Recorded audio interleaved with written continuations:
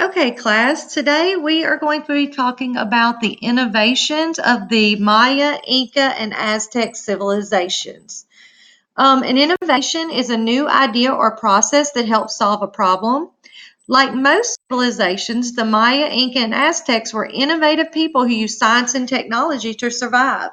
After viewing our slideshow, we're going to use our interactive notebook pieces and your own drawings to write and illustrate an explanation for how these three civilizations solve problems. Use complete sentences as you write your explanation, and for each civilization, make sure you describe the problem or problems that each civilization faced, explain how the problems were solved, add pictures where you think they should go, and just for your information, you may need to use more than one page per civilization. Now let's get started on the Mayan innovations. Here's a map that depicts where the Mayan Empire was. So this map shows where the Maya once ruled. Let's look for the mountainous region. And remember how you find mountainous regions on a map. Think about our physical maps. Is it possible to grow a large amount of crops in the mountains? Think about that for a second. The Mayans used terrace farming to make the most of hilly or mountainous land. It's like they cut steps in the mountainside to make flat lands for the crops because it was not easy to grow crops in the mountainous terrain. So they cut out these pieces of flat land to make crops more easily accessible. The Mayans had a system of writing. The Maya used a system of symbols, about 800 of them, to write, and we only have 26, so think about that. Shown below is an example of a Mayan codex or a book. The Mayan calendar. The Mayans used their incredible knowledge of math and astronomy to create a very complex calendar system. And if you think about, I think it was in 2012, the Mayan calendar, like that was the date it ended at. So a lot of people thought that was what they thought was the end of the world. Obviously, we're still here, so they were wrong.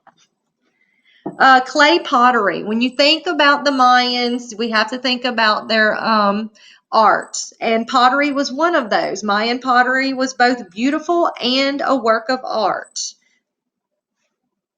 Games. This is really cool. The Mayan ball game was a very important part of their culture. The game was played on a stone court with goals attached to the walls, kind of like an ancient version of basketball. So if you look, here's some Mayans playing ball. There's their court, and there's some rules on the right-hand side of the screen. It'd be pretty cool to read those and see if you can't kind of mimic their game at PE one day. The Mayans also had stepped pyramids, and these were carved out of stone as burial sites or religious ceremonial sites. Think about it. What problems did the Mayans need to solve? How did they solve them? I want you to now get your notebook pieces that's going to help you with your explanation. Remember, you might need to include your own drawings too. All right, let's talk about the Inca innovations now. If you look on the left-hand side of your screen, you'll see the Inca civilization and where it was located in South America. I want you to turn and talk to a partner and using geographic terms, explain where the Inca Empire was located. The Inca had a system of roads, and this was really unique to them. They had an efficient system of roads for traveling throughout the empire. Although you can only see two main roads, there were several smaller roads connected to them. The roads were used for messengers, transporting goods, trade with other cities, and movement of the military.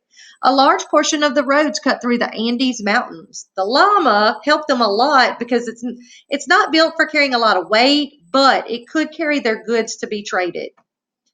The Inca also had these crazy bridges. I could not go down over them. I would be scared to death. The Inca constructed these out of rope and wood. Bridges were essential for transportation in a mountainous region or for travel over a body of water. The Inca architecture. These walls are at a ruin in Cusco. This is an example of Inca architecture. In some places, the Inca used adobe bricks, which are mud and clay, for construction. And in other places, they used stone. Let's make a connection. Why would some use adobe and others use stone in their construction? Terrace farming. Just like the Mayans, the Inca had to use terrace farming. Let's make a connection. Why would the Inca need to use creative farming techniques like terrace farming? Think about what we talked about with the Mayans. Aqueducts. The region of South America that was home to the Inca was faced with drought oftentimes. Drought is a period of time with no rain.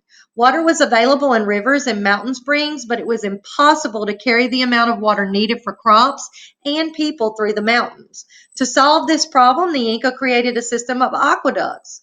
Aqueducts are used to move water from one place to another. By diverting the water with aqueducts, the people can share it and have continued easy access. So in Latin, aqua means water and duct means to lead. What does an aquarium hold? What does a conductor do? So think about, what does an aqueduct do? Let's think about it. What problem did the Inca need to solve? How did they solve them? Let's find our notebook pieces that's going to help you with your explanation. Remember, you might need to include your own drawings too. All right, Aztec innovations. Let's talk about the Aztecs. The Aztec, of course, they had great architecture.